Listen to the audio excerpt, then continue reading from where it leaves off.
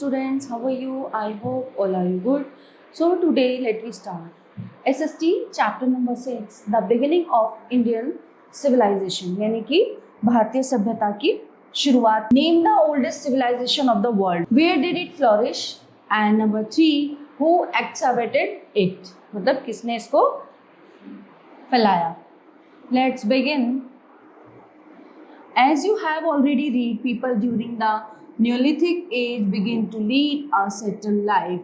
So, due to large-scale farming, they had excess food, grain और surplus.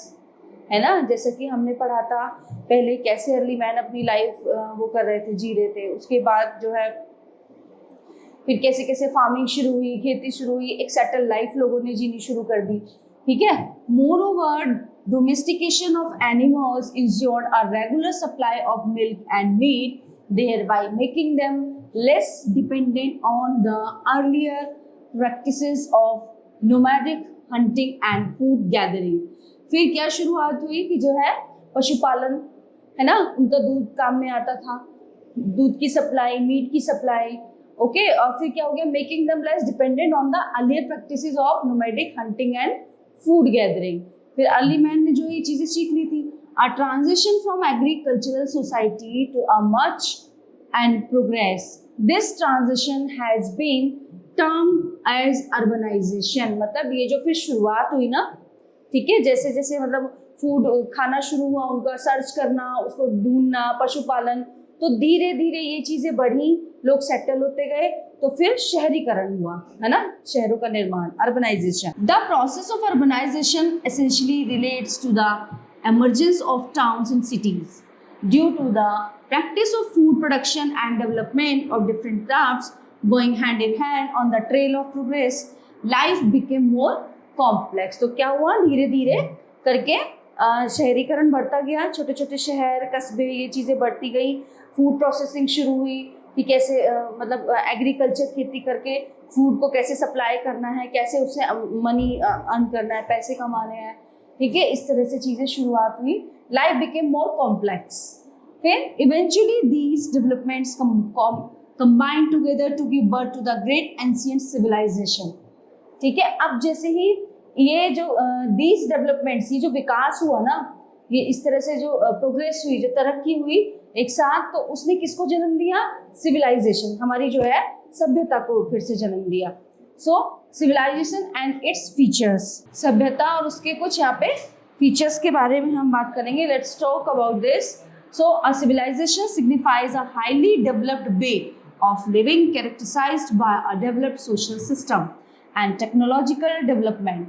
It involves community of people who share certain values, concepts and practices crucial for their progress and growth. अब धीरे धीरे जैसे ही ये चीज़ें शुरू हुई, high civilisation signifies highly developed way of living, है ना, हमारे रहने का तरीका. अब जैसे सभ्यता मतलब उसमें सारी चीज़ें आ जाती हैं, हमारे खाने का तरीका, हमारे पहनने का तरीका, हमारे रहने का तरीका कि कैसे हम रहते हैं, कैसे चीज़ों को हम यूज़ करते हैं. तो ये सब किस में आता है, सिविलाइजेशन में. ठीक है. देन उसके बाद क्या हुआ, प्रोग्रेस क्रूशियल. अब आपस में क्या हुआ, जैसे जैसे ये चीज़ें आपस में, मतलब कुछ ऐसा समय आया एक दूसरे की हेल्प करना, और धीरे धीरे प्रोग्रेस एंड ग्रोथ, धीरे धीरे तरक्की होनी हमारी शुरू हो गई. यहाँ पे every civilisation grows on technological advancement and material progress. Some major features of civilisation are as follow. So number 1, urban centers such as town and cities, है ना, an efficient administrative system. अब धीरे धीरे क्या चीजें शुरू हुई, शहरीकरण और कस्बों के निर्माण. फिर एडमिनिस्ट्रेटिव सिस्टम शुरू हुआ हर शहर में. Prevalence of complex system of belief, specialisation of occupations, social as well as economic differentiation, growth of crafts and different forms of art and architecture, है ना, आर्ट और क्राफ्ट, धीरे धीरे उनकी ग्रोथ होनी शुरू हुई. Use of some script and language for communication, different types of languages, है ना, विभिन्न भाषाओं का कम्युनिकेट करने के लिए ये शुरुआत हुई. We have read that more than 4,500 years ago. क्या पढ़ा हमने, early human generally settle near rivers. तो जो आदि मानव थे मतलब ये करीब 4500 साल पहले की बात है कि जो आदि मानव थे वो क्या करते थे, वो जो वो सेटल होते थे ना नदी के किनारे, बिकॉज ऑफ अब नदी के किनारे पानी से सब कुछ है, अब वो वहां पे, so the earliest cities both in India and outside came up near reverse, है ना। एग्रीकल्चर अच्छा होता है उससे, है ना, बहुत सारी चीजें हमारा जो डेली रूटीन है, सारी हमारी जो रोज की जो काम है वो बिना पानी के तो हो नहीं सकते, है ना। तो उन्होंने ही फिर जैसे जैसे वो रहे, धीरे धीरे जो हमारा शहरीकरण हुआ, औद्योगिकरण हुआ, नदियों के किनारे ही शहर और कस्बे बसाए जाने लगे, ठीक है। These people were urban and civilised, their civilisation is called the Indus valley civilisation, है ना। तो इसको क्या बोलेंगे, सभ्यता को Indus valley civilisation. River valley, अब यहाँ पे आएगा नदी, and all ancient civilization flourished on the banks of rivers for three reasons. तीन reasons है why. First of all, the rivers provided an abundant supply of water, है ना, नदियों से ही तो हमें मतलब अधिक मात्रा में, प्रचुर मात्रा में पानी मिलता है। Secondly, the land near rivers was extremely fertile for agriculture. जो नदी के किनारे की जो खेती है, जो जमीन होती है, जो लैंड होती है वहां पे, वो बहुत उपजाऊ होती है और अदर आसपास की मतलब जो लैंड के मुकाबले वो ज्यादा उपजाऊ होती है, ठीक है। Thirdly, rivers could be used as a means of transportation, और नदी का किस लिए used as mean of transportation, boating से, है ना, बोटिंग के थ्रू, और जो उसमें स्टीम बोट होती है, इनके थ्रू क्या हुआ, ट्रांसपोर्टेशन शुरू हुआ। Mesopotamia is the present day Iraq, ठीक है। अब पहले इराक को क्या बोला जाता था, Mesopotamia. Egypt, the Indian subcontinent and China were the cradles of some of the most important river valley civilisation during the ancient period. ऐसे ही यहाँ पे इनके उदाहरण दिए गए हैं। Indus valley civilisation, the Indus valley civilisation was a river valley civilization that flourished in the region drained by the river Indus and its tributaries. It was also one of the world's most advanced ancient civilization, है ना, संसार की सबसे जो है most ancient civilisation है ये। Discovery, अब इसकी खोज कैसे हुई, the first extensive excavation at Harappa was started by Rai Bahadur Dayaram Sahni in 1920। तो किसके द्वारा हुई, सन 1920 में, है ना, राय बहादुर दयाराम साहनी के द्वारा। Around the same time in 1921 excavations were also carried out at Mohenjodaro by Rakhaldas Bandyopadhyay, ठीक है। Gradually the ruins of one of the earliest river valley civilization of the world were unearthed. The first two cities of Indus Valley civilization to be excavated were Harappa and Mohenjo-daro. सबसे पहले ये दो जगह थी। They were also the two biggest cities of this civilization. Harappa was the first city to be excavated. This civilization is also known as the Harappan civilization. किसके नाम से जाना जाता है इसको, हड़प्पा सभ्यता के नाम से जाना जाता है। Period and geographical extent. According to historians, the Indus Valley civilization began in 2600 BCE. Excavations reveal that is spread over large parts of present-day Pakistan and the states of Punjab, Gujarat, Uttar Pradesh, Rajasthan, and Haryana. है ना? So in our country, it even reached the modern day Baluchistan, Afghanistan, some parts of Central Asia and Iran. ठीक है, ये central Asia के उसमें आते हैं। Some of the important sites of Indus Valley civilization are Mohenjo-daro, Harappa, Lothal, Koट, Diji, Dholavira, Gujarat, रोपड़, पंजाब, कालीबंगा, राजस्थान, सतकाजेंडोर और Rakhigarhi and Amri यानी कि Pakistan. Okay, Indus cities and their features. Mohenjodaro and Harappa were planned cities, ठीक है ना, ये जो है दोनों एक प्लांट शहर थे. They had almost identical planning, layout and construction technique. They were probably the twin capitals. Another striking similarity was the pottery found in almost every city. Red pottery painting, है ना. तो वो with design in black also known as red and black ware. These and other artifacts such as the remains of brick structures, seals, terracotta figurines, etc. help in constructing the lives of the people living in the Indus Valley civilization. Town planning, जो कस्बे हुए उनकी planning कैसे हुई? So the cities of the Harappan civilization were well planned.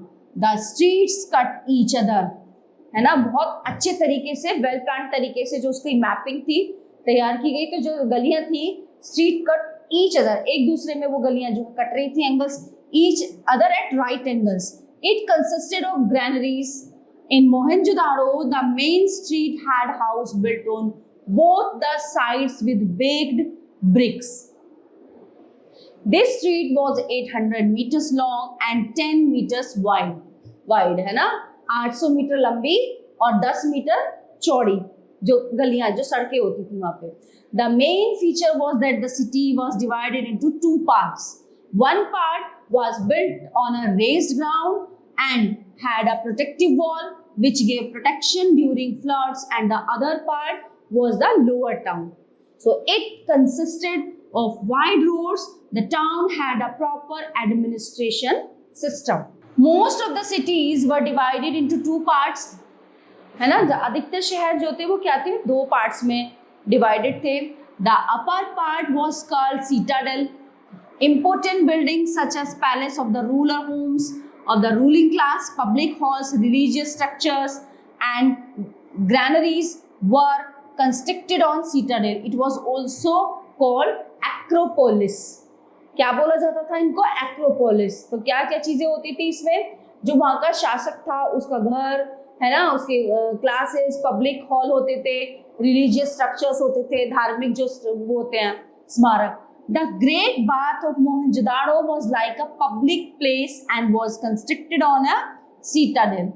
It was made of burnt bricks which were coated with plaster to make it waterproof. है ना, जो क्या था ग्रेट बाथ, किससे बना हुआ था वो?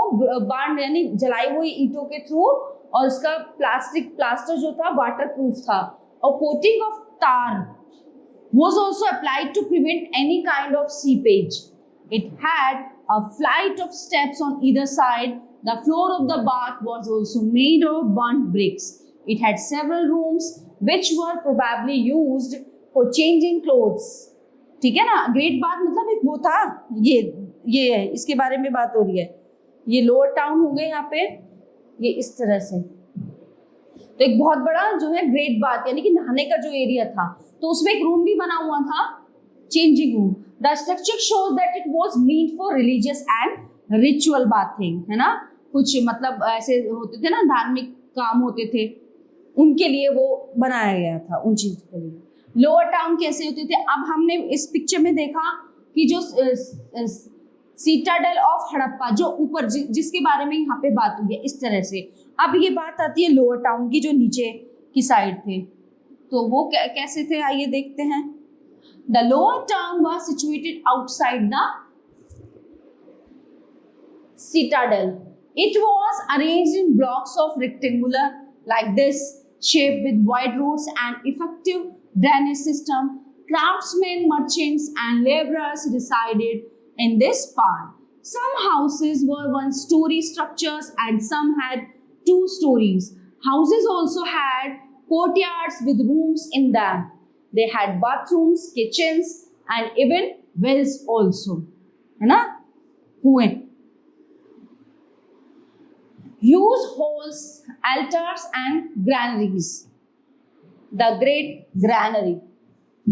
Okay, so huge halls that look like assembly halls or meeting places, and granaries to store grains were discovered in cities like Harappa and Mohenjo-daro. These granaries consisted of circular brick platforms. Altars were sacrifices for other rituals were probably performed have been found in Kalibangan and Lothal. Drains and streets. Drainage system in Lothal. The drainage system and layout of street were another outstanding features of the Harappan civilization. The drains in the cities were covered and laid out in straight lines. They were built with shops so that the water could flow easily. The drains in the house were connected to the main drain under the streets. They were covered with stone slabs and the main holes were made at equal intervals to clean them on a regular basis. मतलब उनको daily साफ किया जाता था drainage system जो वहाँ पे थे. सो ऑक्यूपेशन ऑफ द पीपल, वहाँ के लोगों का जो है ऑक्यूपेशन, क्या वो रोजगार क्या करते थे. People followed many occupation. There were farmers, craftsmen, weavers, potters, toy makers, stone cutters, traders, merchants, sculptors, etc. तो है ना, मतलब ये सारे उनके क्या थे, ऑक्यूपेशन थे. किसान थे, क्राफ्टमैन थे, देखो ये ऐसी ऐसी चीजें बनाते थे, लकड़ी की चीजें, मिट्टी की चीजें, है ना, स्टोन कटर, ट्रेडर, बहुत सारे ऐसे काम वो लोग करते थे. Pottery had reached a very advanced stage. जो उनकी पॉटरी होती थी ना, बहुत ही बड़े लेवल की, मतलब बहुत ही अलग ही उनका था स्टाइल उसको बनाने का. It was glazed and carried various designs. Terracotta seals were found in big numbers in many sites. Most of the Ds were rectangular or square flat tablets. They had short inscriptions and impressions of animals. Craftsmen created things out of stone, shells and metals, hair clips of stones, ring, necklaces, bangles, earrings and even beads were popular. जो jewellery होती है ये, है ना, इस तरह से बनाई जाती है. हेयर क्लिप्स हैं, रिंग्स हैं, नेकलेसेस हैं, चूड़ियां हैं, ठीक है ना, इयररिंग्स हैं, तो ये सब चीजें वो स्टोन से बनाते थे. The discovery of clay spindle showed that spinners and weavers were there to spin. यहाँ needles and buttons were also found that showed that people wore stitched clothes. Toys and sculpture making were prominent industries of that time. Animal figurines, statues such as the shawl-clad man and other objects were part of this industry. So some villagers were farmers who grew crops. फसल उगाते थे वो, wheat, barley, है ना, क्या कहते हैं उसको, गेहूं, बाजरा were the main crops. Rice, pulses and mustard, sarso were also grown. A small model of a plow proved that the fields were plowed at that time. Domestication of animals such as cow, horse, oxen, buffaloes and sheep continued. पशुपालन, खेती करते थे, क्योंकि उस time पे कुछ companies, कुछ factories तो थी नहीं, तो उनका जो मेन रोजगार होता था खेती, मोस्टली उसमें तरह तरह की फसलें उगाना और उनका पशुपालन करना. घोड़े, गाय, बैल, भैंसे, ये चीजें वो पालते थे. और उनसे क्या होता था, मिल्क, है ना, इन चीजों की उनको जरूरत पड़ती थी खाने पीने की. Sheep and sheep continue. Sculptors were also present who made sculptures of clay and bronze. The sculpture of the bronze dancing girl is a masterpiece from this period, like this. Bricks were used in the construction of all architectural structures, hence brick making became an important profession. ईंट बनाना जो है उनका सबसे महत्वपूर्ण profession था. The Harappans were traders too. Harappan जो है व्यापारी भी थे. Copper, tin, gold and silver were brought from places like Mesopotamia, Oman and Afghanistan. It was proven when Mesopotamian seals were excavated from Harappan sites and Harappan seals were excavated from Mesopotamia. Seals were probably used as medium of exchange. The overseas trade was most probably carried out from Lothal, which was a dockyard. Lothal was situated in Gujarat. ये गुजरात में स्थित है, near the Gulf of Khambat. It was an important trading center as it was a coastal site It was connected by channels of water. This shows that boats and ships came in from the sea and through the river channel. Moreover, a huge big brick tank which looked like a dockyard was also like this. Dockyard at Lothal. Okay, so discovered here. Lothal was popular for bead making as pieces of stone. है ना, उसके पत्थर के टुकड़ों से beads बनाते थे, वो मोती बनाते थे. Half completed beads tools for bead making and different types of beads have been found. This shows that beads were manufactured in workshop here. Dholavira. Dholavira is another important site that is situated in the run of Kutch. It was a large settlement with fresh water and fertile soil. है ना, बहुत ताज़ा अच्छा शुद्ध पानी और यहाँ की जो लैंड थी वो बहुत फर्टाइल थी, बहुत उपजाऊ थी. Dholavira was divided into 3 parts, namely Citadel, Middle Town and Lower Town. Each part was surrounded by a sturdy wall made of stone. It had a large enclosed open area with gateway. It is believed that it must have been a special place for public, है ना, ceremonies. एक special place होती थी, एक special जगह होती थी जहाँ पे public ceremonies होती थी. Okay, there is also a large wooden plank with letters written in Harappan script. These letters had been decoratively carved on white stone and then the stone had been inlaid with wood. These letters must have been the name of the place, but the archaeologists are still unable to decipher the script. ये देखिए धोलावीरा और ये जो wall बनी हुई है ये ऐसे स्टोन से बनी हुई है. Decline of Indus valley civilisation. Sindhu घाटी सभ्यता को कैसे इन्होंने मतलब कैसे इसका वो हुआ decline. Gradually the Indus valley civilization decline. However no one knows how it happened. मतलब ये हुआ कैसे किसी को नहीं पता. So some historians believe that natural disaster like earthquakes. मतलब कैसे ये खत्म हुई सिंधु घाटी सभ्यता. तो कुछ लोग सोचते हैं कि कुछ अर्थक्वेक आया होगा, है ना, भूकंप आया होगा, बाढ़ आई होगी और any epidemic might have been the causes. मतलब लाइक अर्थक्वेक्स, फ्लड्स एटसेट्रा और एनी एपिडेमिक कुछ और आपदा आई होगी, have been the cause of the decline, जो ये नष्ट हो गई, समाप्त हो गई. Some other hint that due to increase in the population and decline of trade, people migrated to suffer areas, and this major shifting can also be attributed to the spread of epidemic after.